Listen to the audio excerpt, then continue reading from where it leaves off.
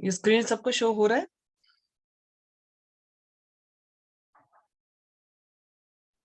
नहीं ma'am, Yes, ma'am, screen visible पे है। कुछ नहीं आ रहा है। स्क्रीन जो शेयर किया वो नहीं शो हो रहा? पहले भी हो रहा था, अब नहीं हो रहा है। अब नहीं हो रहा है, जस्ट अ मिनट। अभी हो रहा है? हाँ जी, अब हो रहा है। ठीक है। तो as you are well aware कि हम लोग यहाँ किस लिए आए हैं, किस लिए इकट्ठे हुए हैं हम लोग, तो ज्यादा टाइम नहीं है बिकॉज बीच में कभी भी डिस्कनेक्ट हो सकता है। तो स्टार्ट ही करते हैं कि इशू क्या है, किस इशू के लिए हम यहाँ पर आए हैं। जैसे कि काफी सारे न्यू आरएम्स हमारी टीम में आए हैं, न्यू ज्वाइनीज हैं। तो मैं ये नहीं कहूंगी कि उनको पता नहीं होता कि क्या करना है क्या नहीं करना है, बट कुछ ड्यू डिलिजेंस अगर हम प्रॉपर्टी डॉक्यूमेंट्स को चेक करने में स्टार्टिंग से ही अगर फॉलो कर ले तो शायद इतना लॉन्ग टाइम और इतनी प्रॉब्लम जो आजकल हम फेस कर रहे हैं वो नहीं हो पाएंगे। This training is specifically for new joinees. तो जैसे मैंने टाइटल भी लिखा हुआ है इसमें, title search report property waiting and due diligence etcetera. तो बेसिकली हमारा पर्पस ये है कि आप लोगों को ज्यादा से ज्यादा पता हो ताकि आप कस्टमर के पास जाकर थोड़े ही टाइम में और कम विजिट्स में अपना काम कंप्लीट कर सके। तो बेसिकली हमारा जो प्रोडक्ट रहता है, प्रॉपर्टी को मोर्टगेज करना है, चाहे वो बीएलजी हो या होम लोन लैब एसएमई हो, कोई भी हो, तो हम प्रॉपर्टी को मोर्टगेज करते हैं। तो what are the kinds of property basically we are used to mortgage? Agriculture and non agriculture. तो हम सबसे पहले नॉन एग्रीकल्चर पे चलेंगे क्योंकि एग्रीकल्चर हम जनरली नहीं लेते, लेकिन जहाँ लेना जरूरी हो जाता है वहां लेते भी हैं। तो हम एग्रीकल्चर को बाद में डिस्कस करेंगे, अभी नॉन एग्रीकल्चर पे चलते हैं। What are the kind of non agriculture land? First of all residential, commercial and industrial. So there are three kinds of non-agricultural properties: residential, commercial and industrial. So residential properties के भी आगे तीन type होते हैं: old residential properties, properties related to any authority और builder property. सबसे पहले हम ओल्ड रेजिडेंशियल प्रॉपर्टीज पे जाएंगे।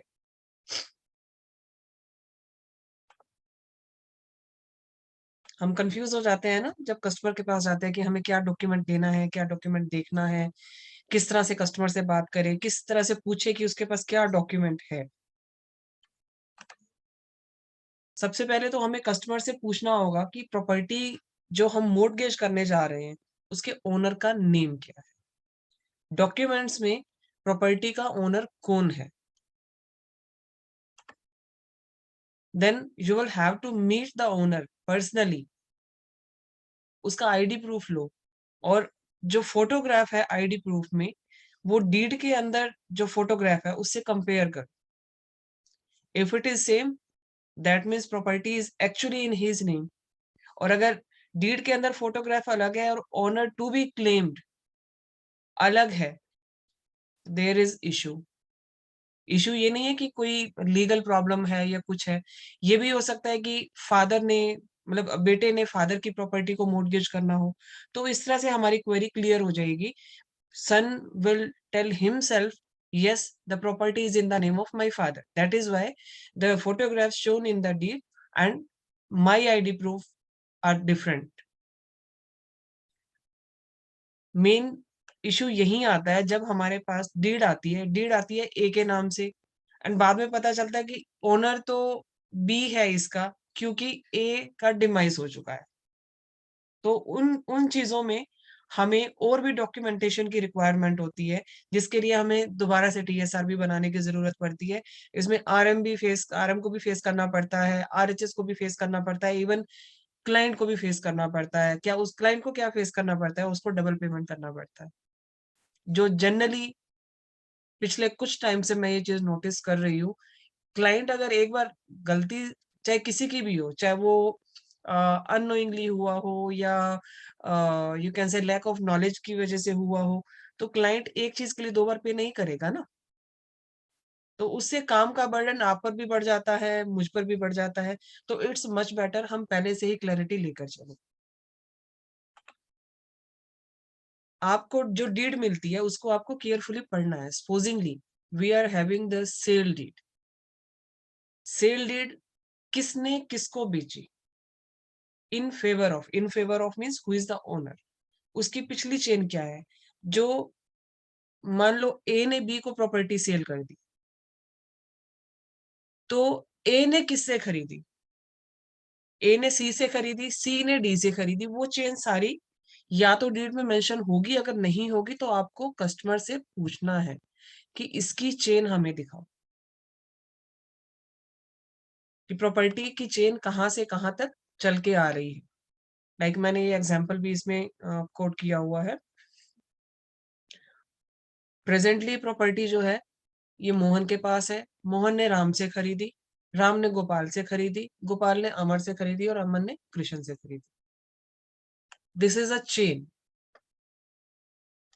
अब इसमें एक पॉइंट और भी है। मोहन ने राम से खरीदी, ये डॉक्यूमेंट हमारे पास आएगा, हमें पता है कि ये सेल डीड है। ये कहाँ से रजिस्टर्ड हुआ है? SR6 से रजिस्टर्ड हुआ है, SR5 से रजिस्टर्ड हुआ है, या कहीं से भी रजिस्टर्ड हुआ है। तो राम के नाम पे जब ये प्रॉपर्टी आई थी तो किस डीड के थ्रू आई थी? कब ये रजिस्टर्ड हुई थी? कौन से SR से रजिस्टर्ड हुई थी? गोपाल ने राम को बेची थी तो गोपाल के पास कैसे आई थी? तो ये सारी चेन हमें उनसे, कस्टमर से कलेक्ट करनी है। आपको देखना है डॉक्यूमेंट्स कि क्या ये डॉक्यूमेंट जेन्युइन है। जेन्युइन इन द सेंस कि आप देखो, लीगली तो आप नहीं चेक कर पाओगे, बट एटलीस्ट चेन को तो वेरीफाई कर सकते हो ना। जैसे अभी मैंने पीछे वाली स्लाइड में दिखाया आपको कि कृष्ण ने अमर को बेची, अमर ने गोपाल को बेची। कब बेची? When did it happen? How? How means कौन सी डीड से बेची, कौन सी डीड के थ्रू बेची।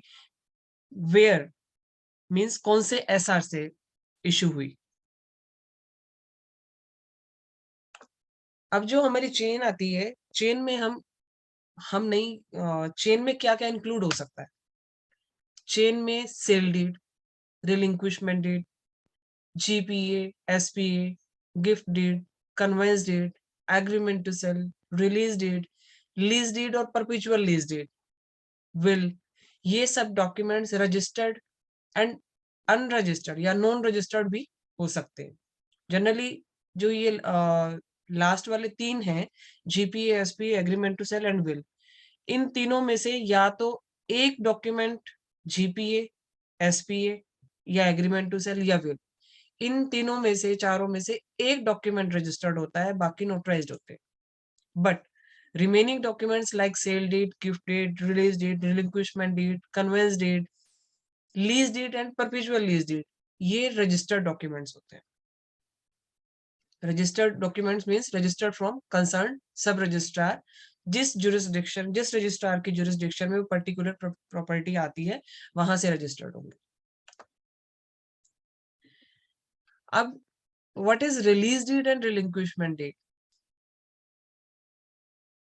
रिलीज डीड और रिलिंक्विशमेंट डीड या तो अगर पार्टनर और शेयर होल्डर के बीच में इशू हुई है, then there is no issue, क्योंकि उन्होंने अपना शेयर रिलीज कर दिया, रिलिंक्विश कर दिया। बट अगर लीगल हेयर से हुई है, सपोजिंगली प्रॉपर्टी रमेश के नाम से थी, रमेश की डेथ हो गई एंड रमेश के 4 लीगल हेयर मीन्स एक वाइफ और 3 बच्चे, तीनों बच्चों ने डिसाइड किया कि हम अपना शेयर अपनी मदर के नाम पे रिलीज कर देते हैं या फिर रिलिंक्विश कर देते हैं। इन दैट इशू हमें क्या क्या डॉक्यूमेंट चाहिए होंगे? पहले तो जो पर्सन जिसकी डेथ हुई है, मीन्स रमेश जिसके नाम पे प्रॉपर्टी थी, उसका death certificate, then legal heir certificate, और वो क्लेरिफाई होना चाहिए उस पर्सन का नेम जिसके नेम पे प्रॉपर्टी थी और वो डिमाइस कर चुका है, और उसके लीगल हेयर कितने हैं, ये चीज भी हमें क्लेरिफाई होनी चाहिए। सपोजिंगली कई बार क्या होता है, मेरे पास क्वेरी आती है, मैम डेथ सर्टिफिकेट है और आरडी है, लीगल हेयर सर्टिफिकेट नहीं है, इसकी क्या रिक्वायरमेंट है? क्योंकि आरडी में ऑलरेडी उनकी डिटेल मेंशन है। लेकिन हम लोग ये नहीं सोचते कि जब भी हम किसी प्रॉपर्टी को या किसी भी डॉक्यूमेंट को, डीड को रजिस्टर्ड कराने के लिए सब रजिस्ट्रार ऑफिस में जाते हैं, तो सब रजिस्ट्रार कभी भी वेरीफाई नहीं करता। Legal heir certificate is a document which is genuinely prepared by the concerned authority after proper investigation and proper inquiry. जितने भी लीगल हेयर होंगे उनके उनके आधार कार्ड लगेंगे, साथ में उनके एफिडेविट लगेंगे, प्रॉपर आस पड़ोस से इन्वेस्टिगेशन होगी, और क्योंकि आजकल आधार हर जगह लिंक है, तो क्लैरिटी हो जाएगी कि इनका कोई ऐसा लीगल हेयर तो नहीं है जो छूट गया है। That is why I'm used to demand the legal heir certificate after death of a person who is the owner of a property. तो ये चीज हमेशा ध्यान में रखो कि जब भी लीगल हेयर सर्टिफिकेट हमें चाहिए, तो वो चाहिए डेथ केस में, जहां रिलिंक्विश्ड बिन डीड हुई है या होनी है, वहां हमें डेथ सर्टिफिकेट के साथ साथ लीगल हेयर सर्टिफिकेट ये क्लैरिफाई करने के लिए चाहिए कि अगर सामने वाला पर्सन आरडी में 4 हमें शो कर रहा है कि लीगल हेयर है, और बाद में हमें पता लगता है कि 5वां लीगल हेयर भी आ गया, कि मुझे तो पता ही नहीं था कि इन्होंने ये काम कर दिया, तो प्रॉपर्टी लिटिगेशन में आ जाएगी, बैंक लिटिगेशन में फंस जाएगा, आरएम भी फंसेगा, आरएचएस भी, और मैं तो फंसूंगी। तो इट्स मच बेटर कि हम लीगल हेयर सर्टिफिकेट कस्टमर से डिमांड करें। अगर उनके पास नहीं है तो उन्हें समझाएं, उन्हें बताएं कि हमें लीगल हेयर सर्टिफिकेट मैंडेटरी है। आई थिंक सबको समझ आ रहा होगा।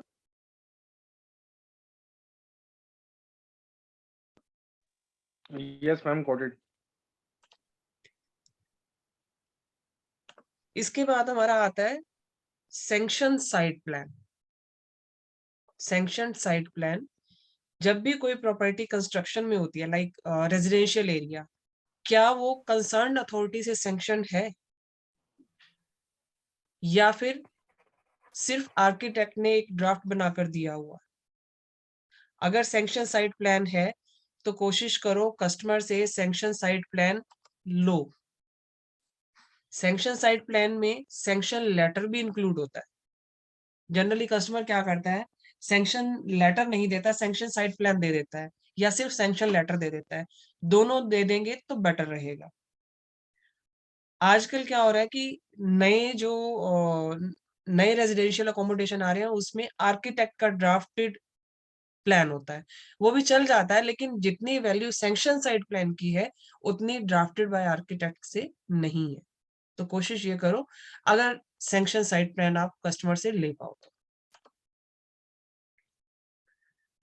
ये मैं ऑलरेडी आपको बता चुकी हूँ। Sanction letter, ask for sanction letter for site plan and sanction site plan, दोनों ही आपको लेने हैं। This is sanction site plan, और एक लेटर होता है जो भी कंसर्न अथॉरिटी लाइक एमसीडी ने सैंक्शन कर दिया। कई बार क्या होता है कि हम लोग, वैसे तो डीडीए देता है दिल्ली में, लेकिन कई बार क्या होता है कि हम लोग तोड़ा फोड़ी करके और फिर एमसीडी से सैंक्शन कराते हैं कि हमें ये चीज बनानी है, तो वो सैंक्शन लेटर भी लेना है हमें, और जो हमने सैंक्शन साइट प्लान वहां से सैंक्शन करवाया है वो भी लेना है। मीन्स कस्टमर ने जो करवाया वो हमें चाहिए। उसके बाद आता है कि प्रॉपर्टी हमारी म्युनिसिपल जुरिस्डिक्शन में आती है या नहीं आती है। जनरली लिखा होता है कि whether the property is in municipal limit और not. Most of the properties are used to be in municipal corporation limited, चाहे वो किसी भी स्टेट का हो, हरियाणा का हो, दिल्ली का हो, यूपी का हो, and some of them outside भी होती है। तो उसमें अगर म्युनिसिपल कॉर्पोरेशन की लिमिट में है, तो हमें कस्टमर से पूछना है कि क्या आपका नाम, जो प्रॉपर्टी का ओनर है, एज पर डीड जो प्रॉपर्टी का ओनर है, उससे ये पूछना है कि क्या आपने अपना म्युनिसिपल कमेटी या म्युनिसिपल कॉर्पोरेशन में अपना नाम म्यूटेट करवा लिया है। इफ यस, अगर वो बोलता है कि हाँ करवा लिया है, देन उनसे म्यूटेशन सर्टिफिकेट ले लो, whether it may be photo copy, doesn't matter. And if not available तो उनको बोलो कि आप इसको अप्लाई करो और हमें प्रोवाइड करो इसकी copy. And in that circumstances हमें प्रॉपर्टी टैक्स रिसीट भी लेनी है, जिससे हमें पता चले। अगर वो ये बोलते हैं कि हमारे पास हमने म्यूटेशन तो करा रखी है, प्रॉपर्टी टैक्स रिसीट हमारे नाम पे आती है, लेकिन हमारे पास म्यूटेशन सर्टिफिकेट नहीं है, in that case property tax receipt से ही काम चल जाएगा, if that is in the name of the owner of the property. अगर प्रॉपर्टी टैक्स रिसीट में उनका नाम नहीं है, then you will have to suggest him और हर कि आप अप्लाई कर दो और अपने नाम पे म्यूटेशन करवा लो।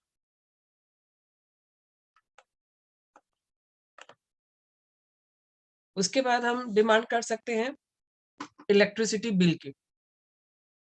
इलेक्ट्रिसिटी बिल क्यों हम डिमांड कर रहे हैं? पोजेशन शो करने के लिए कि yes, this person is in possession of this and this property. हालांकि कई लोग क्या करते हैं, ए ने बी से प्रॉपर्टी खरीदी तो ए ने अपने नाम पे ट्रांसफर ही नहीं कराया। तो इन दिस केस ऑल्सो आपको कस्टमर को बोलना है कि आप अपने नेम से चेंज करवा लो, क्योंकि दीज आर द प्रूफ्स और consider to be proof of residence. अब तक का जो मैंने बताया, इसमें कोई क्वेश्चन है तो वो आप बताइए। Anyone?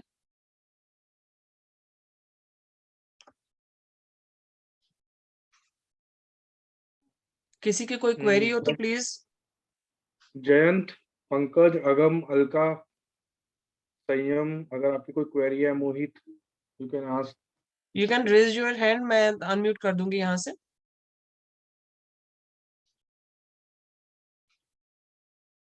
I think everybody is sleeping.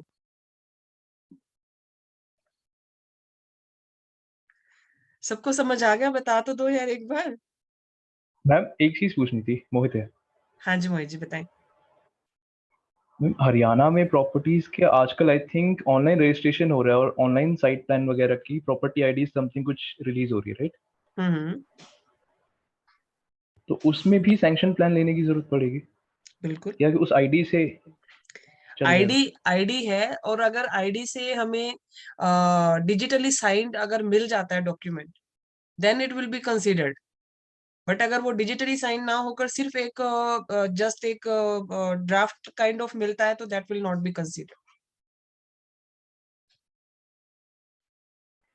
उसको हम ऑनलाइन वेरीफाई खुद भी कर सकते हैं ना? अगर वो ऑनलाइन उन्होंने अपलोड किया होगा तो वेरीफाई कर सकते हैं, but unless any authority will not put the signature, how it can be considered as a authenticate document?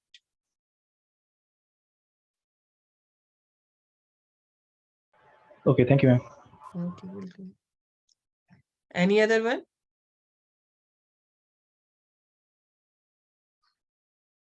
So let us move with another slide.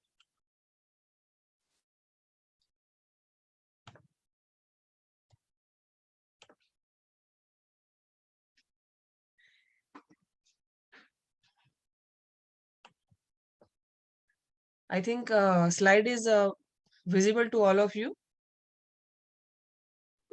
Yes, ma'am. Yes, ma'am. Yes. So now we are moving to property related to any authority. किसी भी authority से related जो property होती है वो lease hold भी हो सकती है, फ्री होल्ड भी हो सकती है। What are the authorities? I'm giving some example like RICO in Rajasthan, UPSIDC in UP, Noida in UP, HUDA or HSBP in Haryana, GDA in UP, GNIDA in UP, SIDCUL in Uttarakhand, DSIDC in Delhi, HSIDC in Haryana. So these are some kind of authorities जिनकी property हमारे पास customers की आती हैं हरियाणा से, UP से, multiple state से। तो अगर इनसे रिलेटेड प्रॉपर्टीज हैं, that can be lease hold as well as free hold. So first we will go to leasehold property related to any authority. Leasehold flat भी हो सकता है and leasehold plot भी हो सकता है. What are the differences in the documents in leasehold flat and leasehold plot? अगर हम लीज होल्ड फ्लैट ले रहे हैं एंड प्रॉपर्टी जो है वो बिलोंग कर रही है किसी अथॉरिटी को, तो हमें कस्टमर से अलॉटमेंट लेटर या री अलॉटमेंट लेटर लेना है। Lease deed, sublease deed, tripartite sublease deed, sale deed of leasehold rights, transfer deed of leasehold rights. These kind of deeds will be created in case of leasehold flat. कोई proper deed नहीं होगी, proper deed in the sense sale deed हो गया, gift deed हो गया, रिलिंक्विशमेंट deed हो गया, सिर्फ इतना ही नहीं होगा। अगर गिफ्ट डीड भी है, gift deed of lease hold rights, lease hold rights साथ में लिखा होगा, whatever be the deed. जैसे अभी मैंने एक एग्जाम्पल में लिखा है sale deed of lease hold rights, तो इसी तरीके से gift deed of lease hold rights, relinquishment deed of lease hold rights, like that. Then we have to ask possession certificate from the customer. This is, I'm telling about the leasehold flat, not of plot. Possession certificate, and because it is a flat, then we are required occupation certificate, completion certificate, and sanction site plan. Last but not the least, we are in need of permission to mortgage from the concerned authority who has lease out the property. रीअलॉटमेंट किस case में होता है? जब एक property surrender कर दी and दूसरे customer के नाम पे रीअलॉटमेंट हुआ, या फिर अलॉटमेंट लेटर मेरे नाम पे बना और ए के नाम पे बना। After demise of A, his or her legal heir had applied for reallotment, then reallotment legal heir के नाम पे जाएगा।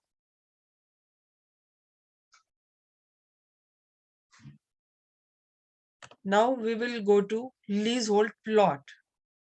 Earlier we were in leasehold flat and now we are in leasehold plot. Plot means open area. Same allotment letter or reallotment letter, lease deed, sublease deed, tripartite sublease deed, sale deed or lease of leasehold rights, transfer deed of leasehold rights, possession certificate, occupation certificate हम मांगते हैं but generally नहीं मिलता है। क्यों नहीं मिलता है? Because it is open land. If there is a minimum construction like कोई प्लॉट, इंडस्ट्रियल प्लॉट है, उस पे कुछ कंस्ट्रक्शन कर दिया, in that instance we can get occupation certificate. Otherwise, if it is open land, open plot, then occupation certificate you will not get, and permission to mortgage to hai, that is mandatory. But yes, one thing I want to tell you, in Haryana, Huda and HSIDC are used to provide permission to mortgage in case of open land. In Punjab, Huda is used to give permission to mortgage in every circumstances, whether it is a plot, whether it is a flat, whether it is a freehold property, but still Huda is used to give, and we have to see. I think time is running out. आपको दोबारा से इसी पर ही join करना है। अगर video बंद हो जाता है तो आपको दोबारा से इसी लिंक पे ही ज्वाइन करना है।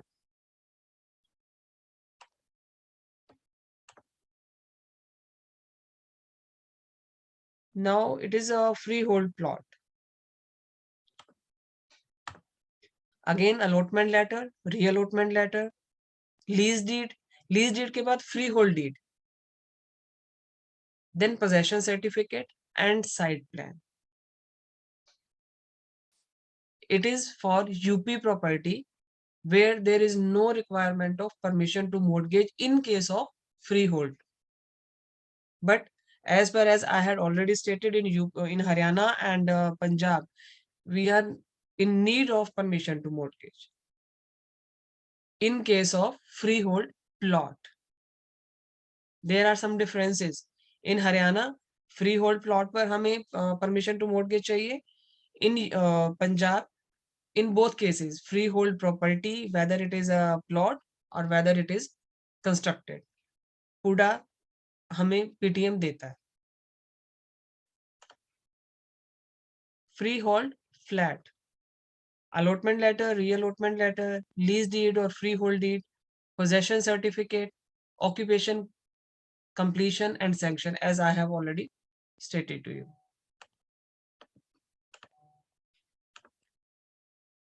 So I'll go to next slide.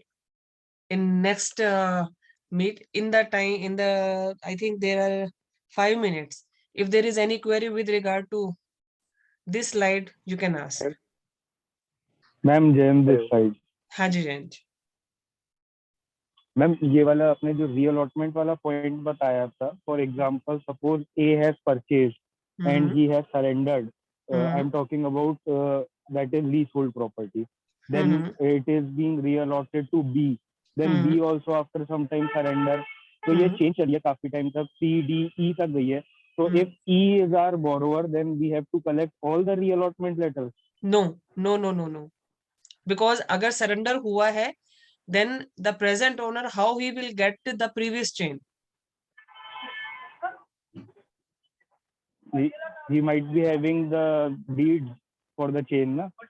Yes, yes, yes. He might be in need of chain, but अगर डायरेक्ट इसका अलॉटमेंट ही अथॉरिटी से होगा और पुरानी चेन इसके पास नहीं होगी, क्योंकि वो चेन तो जब सरेंडर होगी वो डॉक्यूमेंट्स तो ऑलरेडी उस अथॉरिटी के पास सबमिट हो जाएंगे, then why that particular authority will give to see the previous documents? Then the reallotment letter that he will be having will include all the previous owners also, that it was allotted in previous time to this and this He and can this demand, person. he can demand from the authority, if they are issuing the reallotment letter, he can demand the previous documents.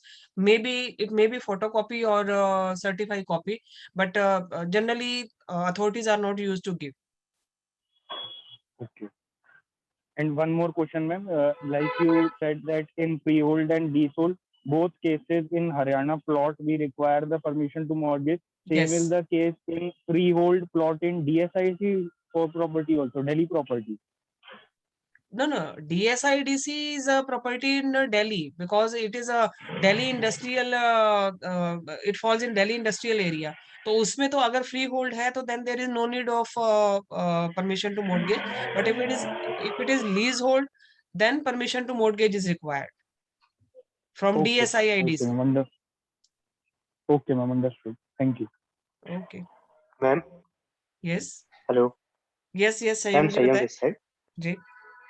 Ma'am I want to know like leasehold property like HUDA sector, we have required permission to mortgage in leasehold and freehold properties.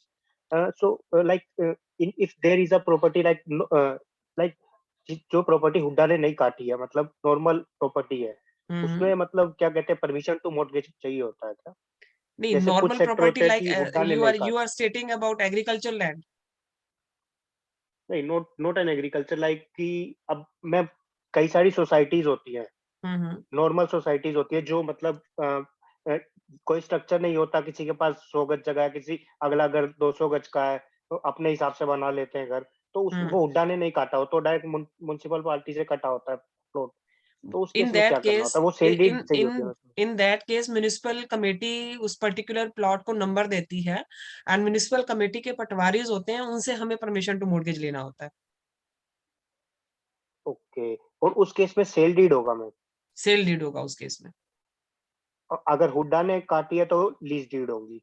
नहीं नहीं, lease भी हो सकती है, और अगर हमने customer ने फ्री होल्ड करवा ली है, but property Hooda generally free hold करके ही देता है। हमें पीटीएम हुड्डा से क्यों चाहिए? क्योंकि इट्स ओनली वैकेंट प्लॉट। पहले कंस्ट्रक्शन में भी पीटीएम हुड्डा देता था, लेकिन अभी जो है सिर्फ वैकेंट प्लॉट पे देता है, कंस्ट्रक्शन पे नहीं देता, क्योंकि कंस्ट्रक्शन पे या तो वो कंप्लीशन सर्टिफिकेट दे देगा, तो that is more than sufficient for us, but vacant plot पे हुड्डा से हमें पीटीएम लेना है। Okay ma'am, in both the cases freehold or like lease hold में तो we लेना ही can लेना take है। फ्री होल्ड में, लीज होल्ड में तो चाहे वो कंस्ट्रक्टेड है चाहे वो वैकेंट प्लॉट है, वो हमें पीटीएम चाहिए ही चाहिए। But in case of free hold vacant plot में हमें पीटीएम चाहिए। vacant plot only yes. if it is constructed? If it is constructed, completion certificate HUDA देता है, तो वो आपको हम कस्टमर से मांगना है साथ में। Okay, thank you ma'am. Okay, बिल्कुल। मोहित है जी मोहित जी। एक जनरल ट्रेंड के बारे में जानना था रिगार्डिंग बवाना और नरेला इंडस्ट्रियल एरिया की प्रॉपर्टीज जो हैं, इसमें सारी I think most of them are lease hold except for some in Narela industrial area. तो उसमें तो डीएसआईडीसी पीटीएम प्रोवाइड कर रहा है? यस, डीएसआईडीसी पीटीएम देगा। ओके, और सेकंड था ये अपना कुछ सेल परचेज जो हो रही है यहाँ पे प्रॉपर्टीज जो बवाना की हैं लीज होल्ड में, उसमें विदाउट रीअलॉटमेंट लेटर भी सेल परचेज हो रहा है या हर केस में हो रहा है रीअलॉटमेंट लेटर इशू? नहीं, वो अगर पार्टीज अपने आप से कर रही हैं, सिर्फ सेल कर रही हैं, अपने आप से ही कर रही हैं, इन दैट केस रीअलॉटमेंट कैसे होगा? एज पर लॉ अगर कोई प्रॉपर्टी अथॉरिटी से है, in that case it is your duty. अगर आप सेल परचेज भी कर रहे हो तो आप अथॉरिटी को एक लेटर लिखोगे कि सो एंड सो प्रॉपर्टी इनके नाम पे थी, आपके रिकॉर्ड में इनके नाम पे है, अब ये प्रॉपर्टी मैंने परचेज कर ली है। नाउ अपने रिकॉर्ड में इस प्रॉपर्टी का ओनर मुझे नोटिफाई किया जाए और मुझे रीअलॉटमेंट लेटर दिया जाए। And due to lack of knowledge people are not going into this process. Okay, if client comes to us with reallotment letter तो हम प्रॉपर्टी मॉर्गेज कर सकते हैं ये वाली भी? Yes yes yes yes. Ma'am हमारे बोरोवर ने अगर Okay, ऐसे ठीक है। लेटर नहीं लिखा और आपस में सेल परचेज हुई है तो फिर अगर उसका रीअलॉटमेंट नहीं है तो उस केस में क्या वो लेना पड़ेगा, exceptions वो है उनको लेना possible? पड़ेगा। तो वो फिर वो टाइम लगेगा कि वो पहले अथॉरिटी में अप्लाई करें, डायरेक्ट अगर डीलिंग हुई भी है तो उसको वैलिड नहीं मानेंगे हम लोग? नहीं, वैलिड उसको मानेंगे, डेफिनेटली मानेंगे, टिल द टाइम आप अप्लाई करवा दें कि हमने अप्लाई करवा दिया होगा। क्योंकि देखो, जिसने प्रॉपर्टी खरीदी है उसने पैसा तो लगाया ही है ना। उसने उसने गवर्नमेंट डिपार्टमेंट में एसआर ऑफिस में स्टैंप ड्यूटी भी पे किया है, प्रॉपर्टी को परचेज करने के लिए पैसा भी लगाया है। एंड अप्लाई करवा दो टिल द टाइम, जब तक हमारा यहाँ से काम कंप्लीट होगा तब तक उसका अपना रीअलॉटमेंट लेटर आ जाएगा, कोई इशू ही नहीं। ठीक है ma'am, okay. So we will join just after 1 minute, I think 1 minute का टाइम रह गया, तो दोबारा से ज्वाइन करते हैं।